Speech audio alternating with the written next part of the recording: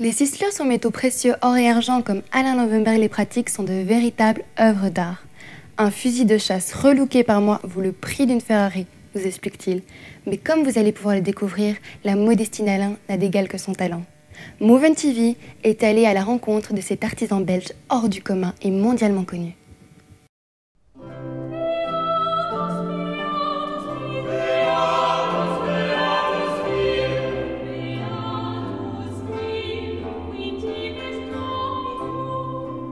Je suis devenu graveur comme ça, un peu par hasard. J'ai pas pu être peintre. Je suis tombé à la mauvaise année à l'école et je suis devenu graveur.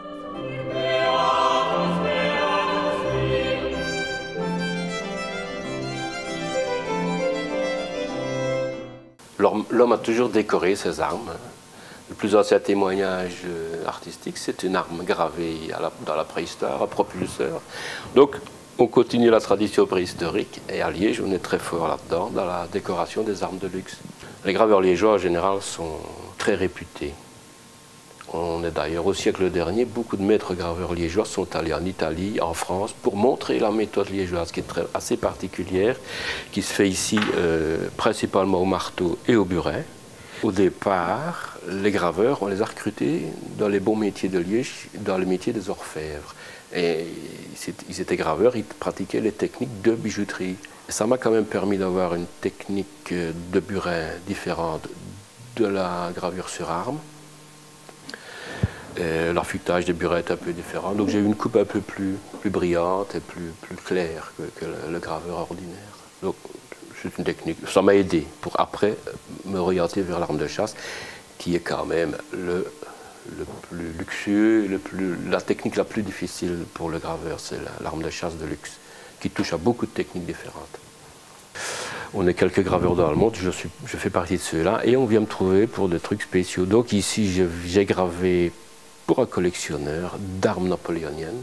Alors là-dessus, j'ai repris tous ornements militaires de l'époque. J'ai gravé aussi des scènes de bataille. Et j'ai repris sur le plat de l'arme, le plat de la bascule, un tableau de Géricault qui est de l'époque, qui est le chasseur de la garde chargeant. Je l'ai réduit à la taille d'un timbre-poste. Ce sont des armes qui coûtent le prix d'une Ferrari en général. C'est pas plus tard qu'hier, j'ai eu une demande d'un armurier qui me dit « Allez, aide-moi parce que j'ai un Maharaja qui... Oui, assieds-toi, voilà ce qu'il demande. Il voudrait bien une carabine de gros calibre pour chasser le gros gibier. Il veut le Big Five. Donc le Big Five, ce sont les gros gibiers africains, l'éléphant, le rhinocéros, le lion, le léopard et le buffle. Mais en plus, il veut un crocodile et un grizzly. Et tiens-toi bien, il veut aussi 4 bonnes femmes, 4 vedettes, Ursula Andress, Monica Bellucci et 2 autres que j'ai oublié le nom, plus son portrait, lui et sa femme.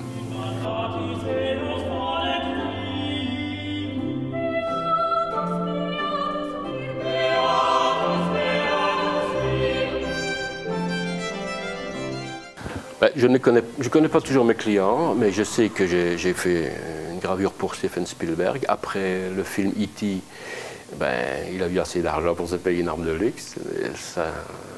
J'ai gravé aussi pour le roi du Maroc quelques armes pour lui, parce que chaque année il offrait une arme à son fils ou ses fils, je ne sais pas. Qui d'autre de connu? Je travaille pour des gens fortunés, mais je ne sais pas toujours qui c'est. Je sais que beaucoup dans le monde du cinéma à Hollywood, il y a plusieurs personnes qui ont des armes gravées par moi.